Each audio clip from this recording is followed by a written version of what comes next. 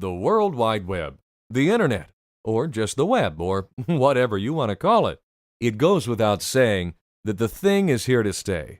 And in fact, it's become so commonplace that odds are your grandparents are probably online. Here's a quick history of the web. Nope, sorry, Al Gore did not actually invent the Internet or the World Wide Web. To tell the truth, a group of scientists at research facilities and universities set up a link at the request of the U.S. government to transmit ASCII-encoded text messages throughout a distributed network architecture. The Advanced Research Projects Agency Network, ARPANET for short, was developed by the United States Department of Defense as the world's first operational packet switching network, the predecessor of what we know as the Internet. And while the rest of us were still using our dial-up modems to connect across our phone lines to local bulletin board systems, Tim Berners-Lee of Geneva, Switzerland proposed using encoded text to transmit formatting along with content. Thus, hypertext and what we now know as the Internet began to take shape. Today, while much has changed since those early days, the basics remain pretty much the same. Software on your system, your web browser for instance, downloads content and formatting information from a website. The formatting language, known as HTML or Hypertext Markup Language, is used by your browser to display the web page on your computer screen, using local resources to render multimedia elements such as animations and audio, while streaming the actual data for those elements directly from the web. As far as 8 days to cache is concerned, only a minimal amount of expertise is all you need to cash in on the internet boom. But still, the more you know, the better prepared you are to make informed decisions. And you'll also find it easier to take advantage of features and tools like Google's AdSense. But there's nothing to stop you from hiring that expertise, provided that you know what you want and you have an idea of what it takes to accomplish it. In short, you don't need to be a computer expert to run a website, whether your website focuses on ClickBank sales or direct marketing. With just a basic understanding of a few internet elements and what's involved, you should be able to hire expertise without getting ripped off. And in this section, we'll try to provide you just such a primer. Basics of HTML. Whether you use HTML, Hypertext Markup Language, or XML, it all boils down to the word language. Imagine you get a document that has instructions for making souffle, and one line at the top is written in French. Now you, not really understanding French, ignore that line, and for years, your souffle is okay, but it's missing something. Then one day, you upgrade to understanding XML, or French, in this example, and suddenly the instructions include a note that says, be sure to blend the mixture in steps 1 and 2 prior to adding the other ingredients. And your souffle takes on a whole new realm of taste. Now this is the difference between HTML and XML. They both encode ASCII text according to the W3 Consortium's HTML standards, and most browsers display some form of the layout and functionality regardless of the page's underlying code. But really, you want to use a browser that fully supports the most intricate commands you're using. That's why many websites display a Best Viewed On message that indicates a certain version of web browser in which that particular page looks best. Software to consider. Many software packages exist to help you create web pages and maintain your site, but the two prime contenders are Dreamweaver and Microsoft FrontPage. Both have older versions readily available on eBay and other closeout sources, and we recommend both products. As with any business starting a website, you'll have certain startup costs that you need to absorb before seeing a return on your investment. In the 8 days to cash method, this is minimal, but should you wish to expand, you need to be certain that you have enough funds to carry you through any initial startup expenses until you reach profitability. Another reason we mentioned SBI earlier is that outsourcing the hosting and administration of a website drastically reduces startup costs. This is because you don't have to pay for a server or a dedicated web connection. Plus, you won't need to hire your own team of IT professionals. Now, ideally, if you're going to become an online entrepreneur, you'll want to set up your own server farm with direct connections to the internet. But even then, if you choose to go that route, you don't have to start there. Website specifics. Enough theory and basic knowledge. It's time to get specific. How exactly should you get started with your ClickBank 8 Days to Cash on the Internet program? Obviously, you must decide how to best set up a business and infrastructure, and whether you want your own server farm or you want to outsource. But since our focus is on fast, cheap, and getting cash coming in, let's look at the simplest and most cost-effective methods to achieve those goals. Web browsers. There are many web browser packages available today, but Firefox, Internet Explorer, and Opera are the most common, and of these, Internet Explorer is the most prevalent. While most advanced features are supported even in older versions of these browsers, we recommend that you keep your web design as simple and straightforward as possible. This is for a variety of reasons, not the least of which is ease of maintenance on your part, and it helps to make certain that the site works as expected, regardless of which browser your customer is using. Editors. Your site editor could be one provided by SBI, or you might use Microsoft FrontPage, or you might write your sites by hand in a text editor like Notepad. As a recommendation for ease of use, we recommend SBI, since they handle the hosting, creation, and the management. But if you're going to purchase your own domain and hosting, then a package like FrontPage that's both easy to use and readily available is probably your best choice. Optimizing your site. Whatever your choice of software, your goal should be to make a fast-loading, easy-to-navigate, and visually interesting site that's not too busy. The fewer and smaller the images you use, the better, and gee whiz features like flash animations, while interesting and entertaining the first time you see them, can actually become annoying very quickly when users are forced to view them or wait on them time and again to load up. So be very careful where you invest your time and energy. Your rule for including it on the page should be that if it doesn't sell the product or provide a service to the customer, then the customer shouldn't have to wait to download it. Part of enhancing the user experience is making sure your downloads happen fast. A second way is making sure that your site is easy to navigate. And third, keeping distractions to a minimum. If you can balance these three things while supplying enough visually interesting info to sell your product, my friend, you have a winning page. Optimizing images. One of the biggest points of confusion for most webmasters and would-be domain owners deals with image quality and size, due in part to the complex nature of images on computers and the fact that so much is done behind the scenes. It's not really surprising that most folks don't understand what's really going on. But, to tell the truth, it's not too difficult. In an ideal world, all our computer monitors would be the same physical size and set to the same desktop size. And then, since every computer screen displays about 72 dots per inch, if they were all the same, we could easily figure that a 1-to-1 scale of an image at 72 dpi would be all that's ever needed. Any image with a DPI greater than the default of 72 is larger than necessary and would need to be expanded on screen to actually show the full dots per inch of which it's capable. But here in the real world, all of our desktop settings and screen sizes are different, and that just adds to the confusion for some. But the basics still apply regardless. The problem with images that have a resolution greater than 72 dots per inch and images that are physically large, meaning how large they appear on screen, full size in your editing program, is that there's a great deal of information that's stored and then transmitted across the connection to the user's computer. And of course, the more detail that has to be downloaded, the longer the download takes, regardless of whether the end result justifies the extra time. That's why some web pages seem to take forever to fully load, even though you don't see any special images. That simple 2x2 image on screen might actually be a 300 dots per inch 4x6 that's shrunk down when it's displayed, but it still requires a ton of data and thus download time before your browser adjusts the size and degrades it to fit where it's been placed.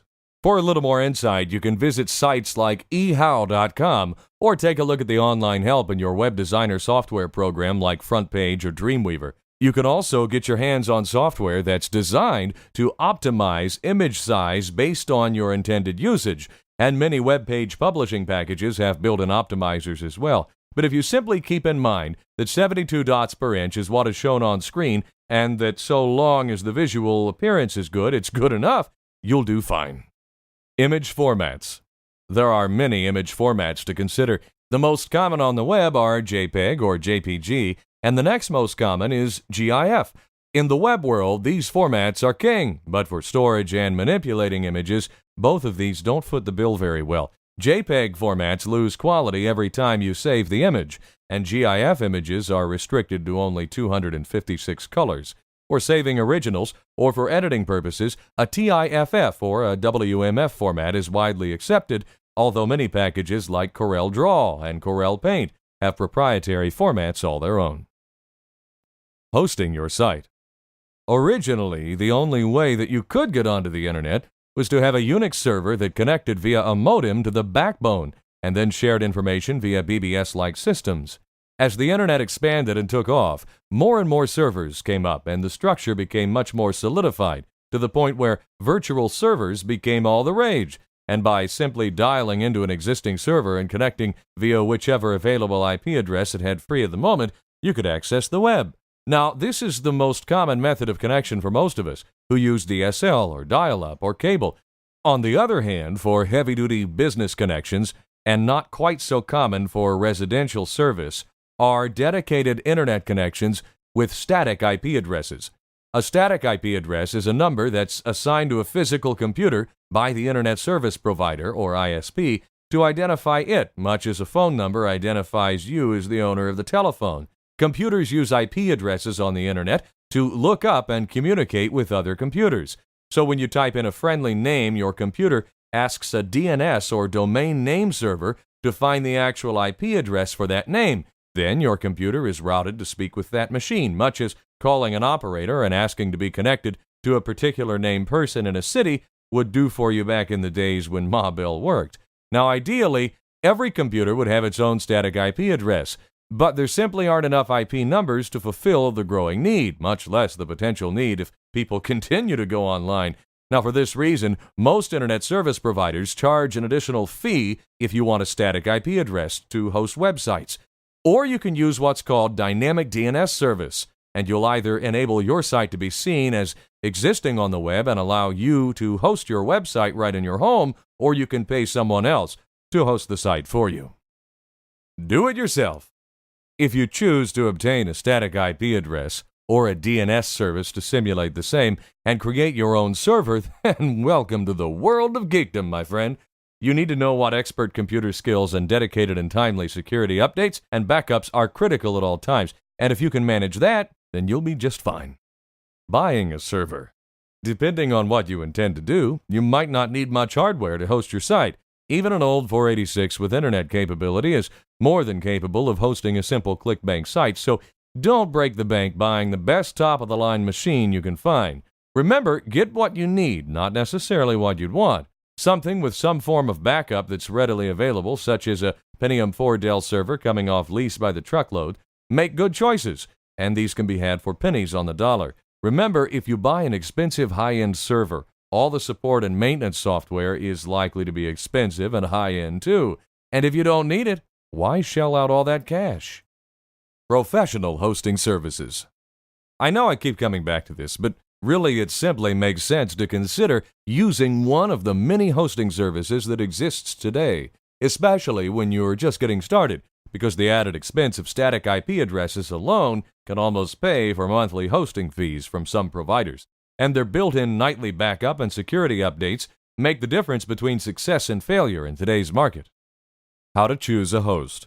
Services like SBI by SiteSell are excellent for novices because they do so much of the background work for you. Many domain registrars like Register.com also provide startup sites and the editing software to get you going with minimal work and no need to hire a hosting service per se. But if you choose to have your site hosted, there are a few things you must check on from any potential service company you might consider. These are: 1. Do they allow commercial traffic and sales? 2. What additional fees are there for volume trafficking? 3. Do they handle backups and emergency restoration of a site? 4. How much space is included with the deal? 5. What is their performance and reliability rating? And 6. What features do they support, like Perl, CGI, MySQL, and front page extensions? Optimizing your downloads. Earlier, we discussed image size and how anything greater than 72 dots per inch at a 1-to-1 ratio was probably just wasted time. But there are other files that can be optimized as well. In addition, any downloads for products you create or link to can be compressed by packages like PKZip to make the actual file being downloaded smaller until the customer unpacks or expands it. For not only your customer satisfaction, but to minimize excessive bandwidth fees from a hosting provider, It's a good idea to trim the fat wherever you can. Securing payments.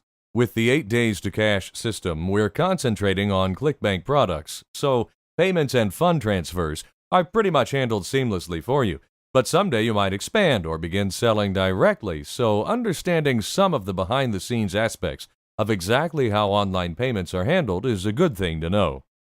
First and foremost, you must know that anytime you're dealing with credit cards or online payments, having a secure site is vital, identified by HTTPS, and you must direct customers to never enter data into a site that is not secure or to click on links in emails to go to payment sites, as this type of fraud is the most common. Setting up a merchant account that normally entails a monthly fee enables you to accept credit cards. But other methods can allow you to accept credit cards online, such as signing up for services with PayPal.com or one of the other online eCash programs. No matter who you choose to go with or how you decide to accept payment, be sure that you know the answer to these questions as you research your options. First, what types of customers will you have? 2, how will your customers interact with your website? 3, how do you control their interaction? 4, how much in sales do you expect on a monthly basis?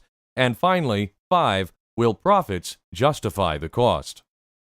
Merchant accounts. Many shopping cart companies exist, and they simply provide online handling of funds in a secure environment. Most of these still require you to have a merchant account, which is a specialized bank account that allows you to authorize credit cards. A few of the companies that support this include 2checkout.com, Authorize.net, Cybersource.com, and Verisign.com.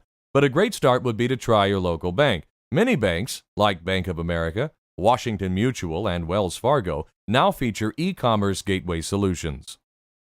eCash payments. Besides merchant accounts, there's a more common payment method on the web today. It's called eCash, where direct cash transfers go from a bank or holding facility into your account. These are easier to set up than merchant accounts, but they're not always as secure, and they may be seen by your customers as somewhat of a hassle. The largest of these is PayPal.com, and it's owned and run by the network giant eBay. But others exist, like these: eCashTechnologies.com, ProPay.com, PayTrust.com, PayByWeb.com, and MoneyZip.com. A closer look at PayPal. Other than ClickBank's built-in payment system, there may be no simpler method for accepting eCash than PayPal. If your customer has an email address and a credit card or bank account, they can send you money.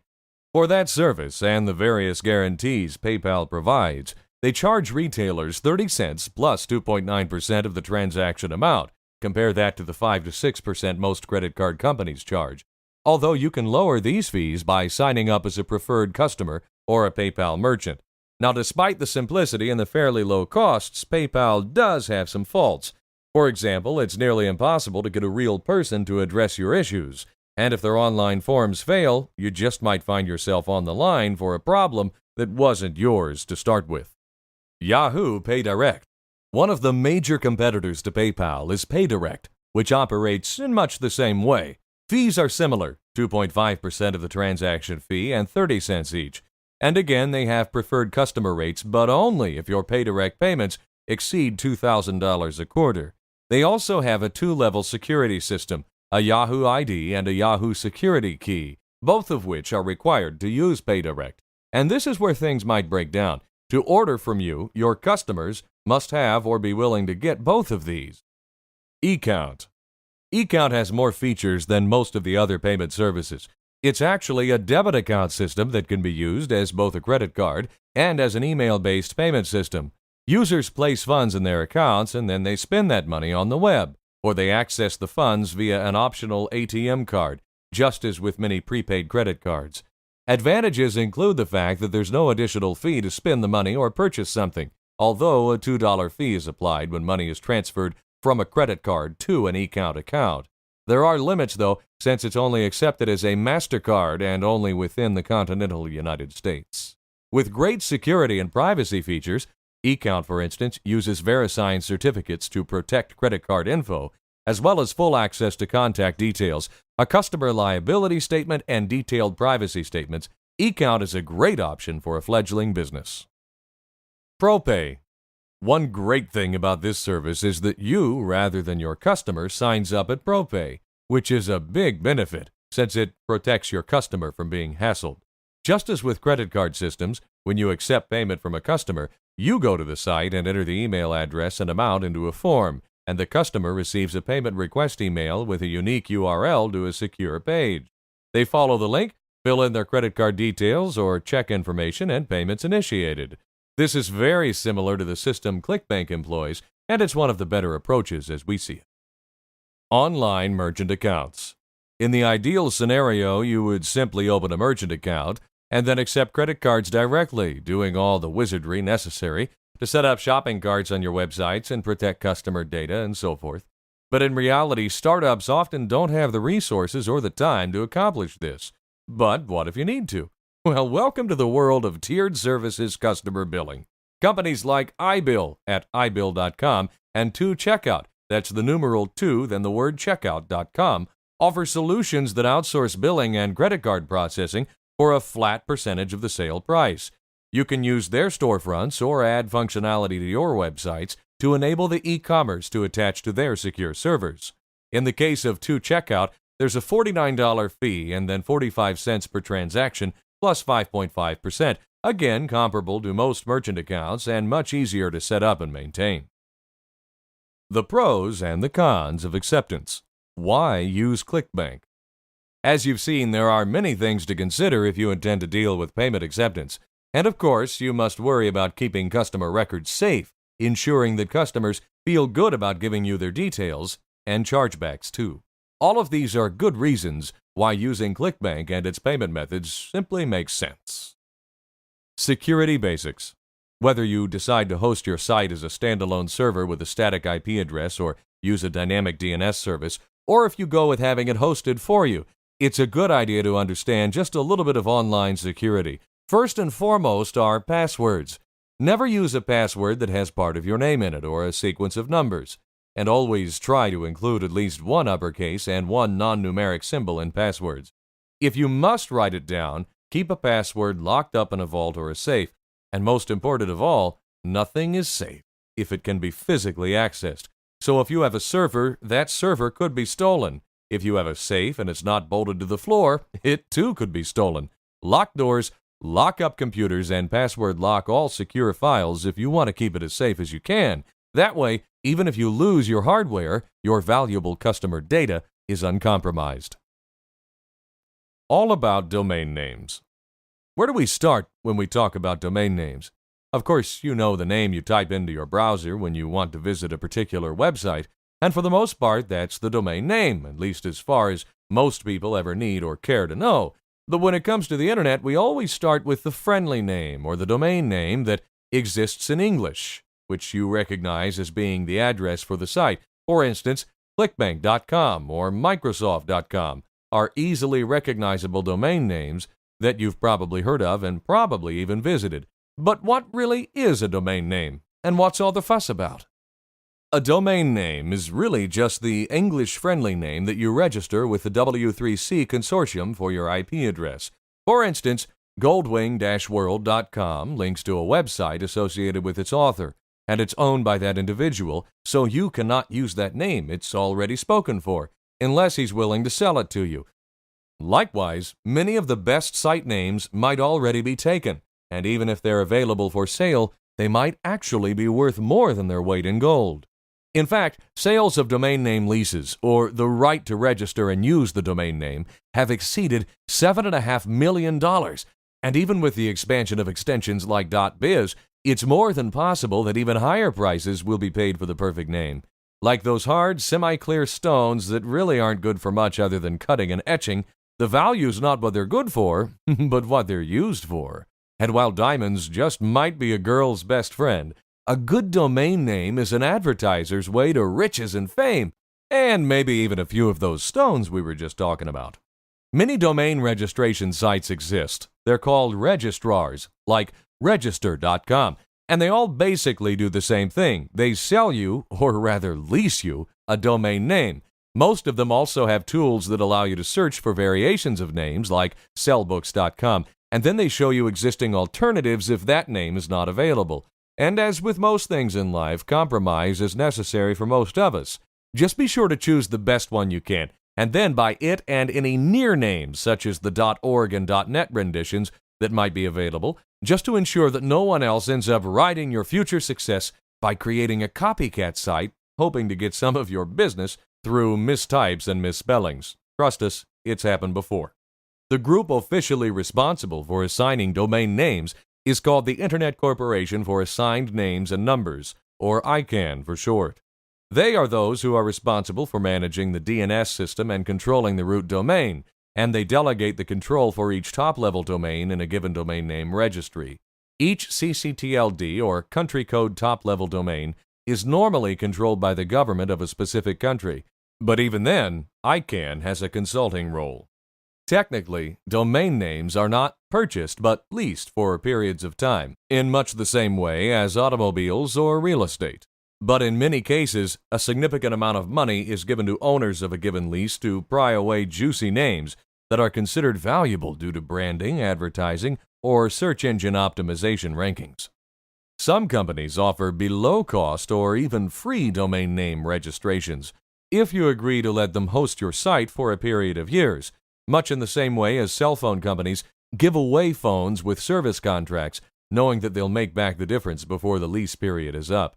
Originally, the structure of the web called for each subdomain structure to follow a strict hierarchy, where the type of organization would dictate what domain extension you have.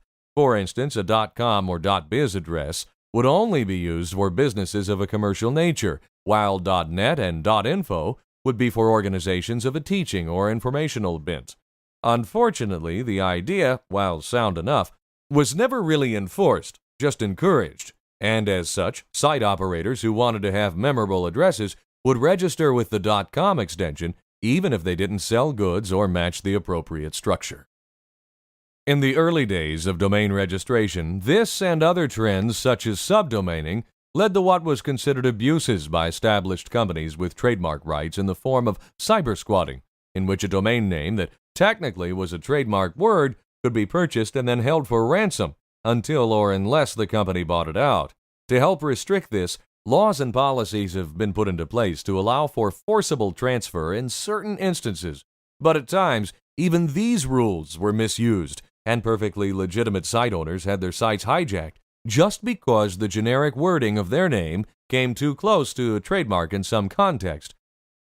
Since there are so few one-word.com domains, an interesting trend has been to make use of top-level domains as part of the website title, such as spelling out delicious.com as del.icio.us.com. But such trickery, commonly referred to as a domain hack, is rarely effective, since while it's easy to remember the word delicious, it's hard to remember where the periods go. Buying and selling domain names is a job in and of itself now, and it's called domaining. Those who work on the job are known as domainers. The people who sell a value estimation of a website are simply appraisers, a task that can be much harder than the name would imply, since domain names like business.com have been appraised for and sold for as much as $7 million. And as with all things of value, domain names can even be stolen at times, the most notorious example being the forged transfer instructions for sex.com that resulted in losses of millions of dollars per month of advertising revenue for the rightful owner, and from which two separate lawsuits arose, one against the thief and one against the registrar. While all of this is very interesting, the key point is this, plain and simple. The domain name itself, separate from any content or business associated with it, has value, if only the value of the registration fee itself. In the real world, however, the fair market value of a domain name can range upwards of $8 or $9 million. So, buyer beware, be damned. Another interesting aspect of domain names is intercapping, where capitals are interspersed with lowercase letters. This normally works fine since the domain name system is not case sensitive, but some names can be misinterpreted by whoever reads them. For instance, who represents with a capital W and a capital R in lowercase might be read as whore presents, which I think you and I both know is not the type of name that the Guild of Agents and Artists who registered the domain had in mind when they chose the name. Other classic examples of lack of foresight when choosing a domain name include Therapist Finder, which could be read as The Rapist Finder, or Pin Island, is perhaps a disappointment to the many would-be porn site searchers who thought Penis Land was just a click away. So to avoid these types of problems, liberal use of a hyphen is recommended. And yes, even geeks can fall victim to this sort of problem, as attested to by the change from Expert Sex Change to Experts-Exchange for the domain name belonging to the website of a long-standing group of programmers.